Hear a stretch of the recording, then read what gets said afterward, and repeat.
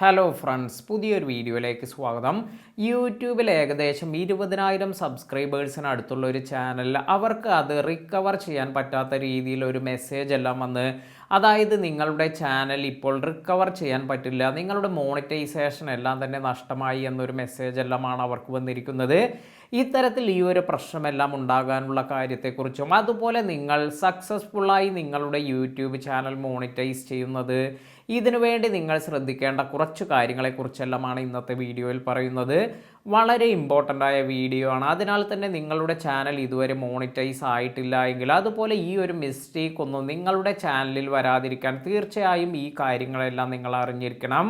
ഏറ്റവും ബേസിക്കായി അതുപോലെ ഇമ്പോർട്ടൻ്റ് ആയി ശ്രദ്ധിക്കേണ്ട ഒരു കാര്യമാണ്, നമ്മൾ മ്യൂസിക് എല്ലാം എടുക്കുമ്പോൾ മറ്റുള്ളവരുടെ മ്യൂസിക് ഒന്നും യൂസ് ചെയ്യാതിരിക്കുക എന്നത്. അതായത് കോപ്പിറൈറ്റ് ഫ്രീ അല്ലാത്ത ഇത്തരത്തിലുള്ള മ്യൂസിക് എല്ലാം നിങ്ങൾ യൂസ് ചെയ്യുകയാണെങ്കിൽ തീർച്ചയായും ഇതെല്ലാം നിങ്ങളുടെ ചാനലിന് ദോഷമുണ്ടാക്കുന്ന കാര്യമാണ്.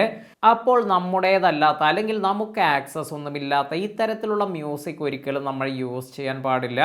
നിങ്ങൾക്ക് നിങ്ങളുടെ വീഡിയോസിൽ യൂസ് ചെയ്യേണ്ട മ്യൂസിക് ഇത് നിങ്ങൾക്ക് യൂട്യൂബ് സ്റ്റുഡിയോ, ഇത് ഡെസ്ക്ടോപ്പ് മോഡിൽ പോവുകയാണെങ്കിൽ അവിടെ നിങ്ങൾക്ക് യൂട്യൂബ് ഓഡിയോ ലൈബ്രറി എന്നൊരു ഓപ്ഷൻ എല്ലാം ലഭിക്കും. ഇതിൽ നിന്നും ഡൗൺലോഡ് ചെയ്ത് നിങ്ങൾക്ക് യൂസ് ചെയ്യാവുന്നതാണ്.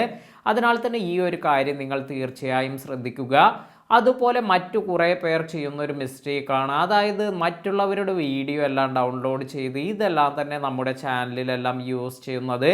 ഇതും ഒരിക്കലും നിങ്ങൾ ചെയ്യാതിരിക്കുക. മറ്റുള്ളവരുടെ വീഡിയോ അല്ലാതെ നമ്മുടെ സ്വന്തം വീഡിയോ എല്ലാം നമ്മൾ ക്രിയേറ്റ് ചെയ്ത് അതിലൂടെ നമ്മുടെ ചാനലെല്ലാം വളർത്താൻ ശ്രമിക്കുന്നതാണ് ഏറ്റവും നല്ലത്. ഇനി മറ്റൊരു കാര്യം എന്ന് പറയുന്നത്, കുറേ പേരെല്ലാം ചെയ്യുന്ന ഒരു കാര്യമാണ് റിയാക്ഷൻ വീഡിയോസ് എന്നതെല്ലാം.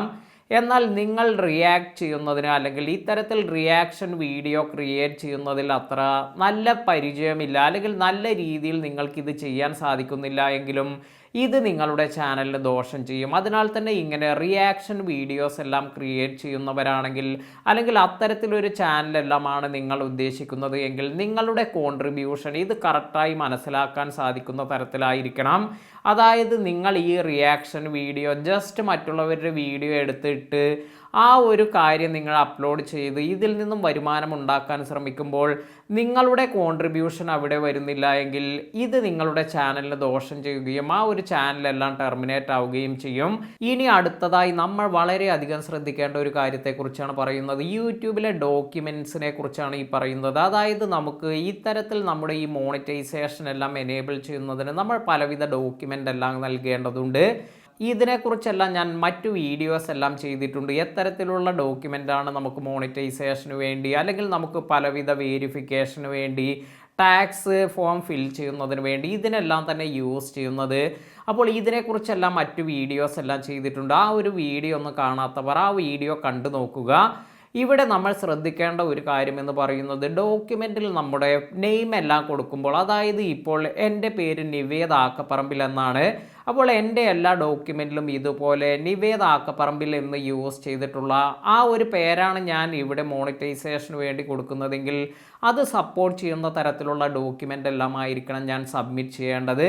അതായത് നമ്മുടെ ഡോക്യുമെൻ്റ് മിക്സിംഗ് എല്ലാം വരുമ്പോൾ ഇതെല്ലാം തന്നെ യൂട്യൂബിന് ഒരുപാട് കൺഫ്യൂഷൻ എല്ലാം ഉണ്ടാക്കാം. ഇപ്പോൾ എൻ്റെ പേര് നിവേദ് ആക്കപ്പറമ്പിൽ എന്നതിന് പകരം ഇപ്പോൾ ഒരു ഡോക്യുമെൻറ്റിൽ എ നിവേദ് എന്നാണ് കൊടുക്കുന്നത്. അതായത് ആക്കപ്പറമ്പിൽ എന്നതിൻ്റെ ഷോർട്ടായി എ നിവേദ് എന്ന് മാത്രമായി കൊടുക്കുന്നു. എന്നാൽ ചില ഡോക്യുമെൻറ്റിൽ നിവേദ് ആക്കപ്പറമ്പിൽ എന്നെല്ലാം വരുന്നുണ്ട്. അപ്പോൾ ഇവിടെ ഒരു കൺഫ്യൂഷൻ എല്ലാം ജനറേറ്റ് ചെയ്യുന്നുണ്ട്. അതായത് ഇത് മറ്റൊരാളാണോ എന്ന് കൺഫ്യൂഷൻ എല്ലാം യൂട്യൂബിന് വരാം. അതിനാൽ തന്നെ നമുക്ക് പലപ്പോഴും സപ്പോർട്ടിങ് ഡോക്യുമെൻറ്റ്സ് അല്ലെങ്കിൽ ഇത്തരത്തിലെല്ലാം വേണ്ടി വരും. അപ്പോൾ ഈ ഒരു കാര്യം നിങ്ങൾ ശ്രദ്ധിക്കേണ്ടത്, നിങ്ങളുടെ എല്ലാ ഡോക്യുമെൻറ്റും നിങ്ങൾ സബ്മിറ്റ് ചെയ്യുമ്പോൾ ഇതെല്ലാം തന്നെ കറക്റ്റ് നിങ്ങളുടെ പേര് മെൻഷൻ ചെയ്തിരിക്കുന്ന തരത്തിലായിരിക്കാൻ ശ്രദ്ധിക്കുക. അതിനാൽ തന്നെ നിങ്ങൾക്ക് ഇത്തരത്തിലുള്ള കോംപ്ലിക്കേഷൻ എല്ലാം ഒഴിവാക്കാനും സാധിക്കും. ഇനി മോണിറ്റൈസ്ഡ് ആയ ചാനലുകൾക്ക് അവർ ടാക്സ് ഫോം എല്ലാം സബ്മിറ്റ് ചെയ്തതിന് ശേഷം ഏറ്റവും കൂടുതലായി ശ്രദ്ധിക്കേണ്ട ഒരു കാര്യമെന്ന് പറയുന്നത്, ഇത്തരത്തിൽ ഈ ഡോക്യുമെൻറ്റിന് ഇതിന് എക്സ്പയറി എല്ലാം വരുന്നുണ്ട്.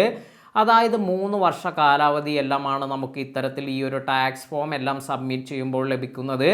അപ്പോൾ നിങ്ങൾ ഇത്തരത്തിൽ നിങ്ങളുടെ ആഡ്സെൻസിൽ പോയതിനു ശേഷം നിങ്ങളുടെ ഈ ഒരു ടാക്സ് ഫോം എല്ലാം റിന്യൂ ആകാനുള്ള ഈ ഒരു തീയതി എല്ലാം അടുത്തിട്ടുണ്ടോ എന്നെല്ലാം ഇടയ്ക്കെങ്കിലും ചെക്ക് ചെയ്തിരിക്കണം.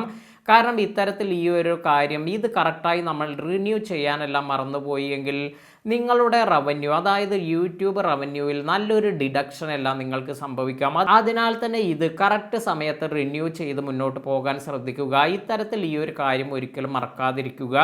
ഇനിയാണ് ഏറ്റവും ഇമ്പോർട്ടൻ്റ് ആയ മറ്റൊരു കാര്യം നമ്മൾ ശ്രദ്ധിക്കേണ്ടത്. നമ്മൾ ഇത്തരത്തിൽ യൂട്യൂബിൽ പലവിധ ബിസിനസ്സിനെല്ലാം തന്നെ നമ്മൾ മെയിൽ ഐ ഡി എല്ലാം ക്രിയേറ്റ് ചെയ്യാറുണ്ട്. എന്നാൽ ഇത്തരത്തിൽ നമ്മൾ ക്രിയേറ്റ് ചെയ്യുന്ന മെയിൽ ഐ ഡി ഇത് നിങ്ങളുടെ യൂട്യൂബ് ചാനലെല്ലാമുള്ള ആ ഒരു ജിമെയിൽ ഐ ഡി ഒന്നും ആയിരിക്കാതിരിക്കാൻ ശ്രദ്ധിക്കുക. കാരണം പലപ്പോഴും ഇത്തരത്തിൽ നിങ്ങളുടെ ഈ ഒരു മെയിൽ ഐ ഡിയിലേക്ക് ഇങ്ങനെ നിങ്ങൾക്ക് പല ബിസിനസ് ലിങ്ക് എല്ലാം വരുമ്പോൾ ചില ലിങ്ക്സ് ഒന്നും നമുക്ക് ട്രസ്റ്റ് ചെയ്യാൻ പറ്റുന്ന തരത്തിലുള്ള ലിങ്ക്സ് ഒന്നും ആയിരിക്കില്ല. ഇപ്പോൾ ഇവർക്ക് വന്നിരുന്ന ഒരു പ്രശ്നം എന്ന് പറയുന്നത് ഇത്തരത്തിൽ അവർ ഒരു ബിസിനസ് ഇത് അവർ കമ്മിറ്റ് ചെയ്യുകയും അവർ അയച്ചിരിക്കുന്ന ആ ഒരു ലിങ്കിൽ ക്ലിക്ക് ചെയ്തതിന് ശേഷം അവർ കുറച്ച് റിപ്ലൈ എല്ലാം കൊടുക്കുകയെല്ലാം ഉണ്ടായി. എന്നാൽ അതിനുശേഷം നെക്സ്റ്റ് ഡേ അവർക്ക് ഇവരുടെ ഈ ഒരു ചാനൽ ഇത് ആക്സസ് ചെയ്യുന്നതിന് വേണ്ടി മറ്റാരോ ശ്രമിച്ചിട്ടുണ്ട് എന്നെല്ലാം മെസ്സേജ് എല്ലാം വന്നിരുന്നു.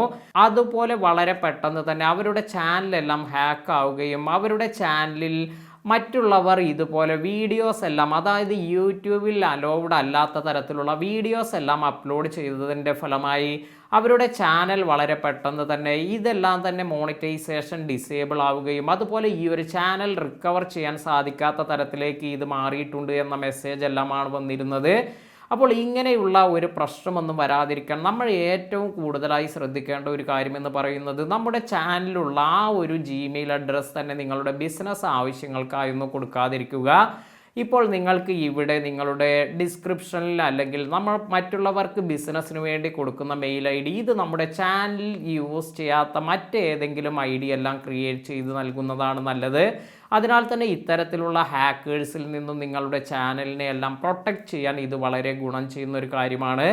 ഇന്നത്തെ ഈ വീഡിയോ നിങ്ങൾക്ക് എല്ലാവർക്കും ഉപകാരപ്പെട്ടു എന്ന് കരുതുന്നു. ഇതുപോലെയുള്ള യൂട്യൂബ് റിലേറ്റഡ് ആയ ഒരുപാട് നല്ല നല്ല ഇൻഫർമേഷൻ എല്ലാം നമ്മുടെ ചാനലിൽ അപ്ലോഡ് ചെയ്യുന്നുണ്ട്. വീഡിയോ ഉപകാരപ്പെട്ടുവെങ്കിൽ ലൈക്ക് ചെയ്യാനും അതുപോലെ നിങ്ങളുടെ യൂട്യൂബ് ചാനലെല്ലാം തുടങ്ങിയ സുഹൃത്തുക്കൾക്ക് വീഡിയോ ഷെയർ ചെയ്ത് കൊടുക്കാനും മറക്കാതിരിക്കുക. പുതിയ അറിവുകളുമായി മറ്റൊരു വീഡിയോയിൽ കാണാം. താങ്ക്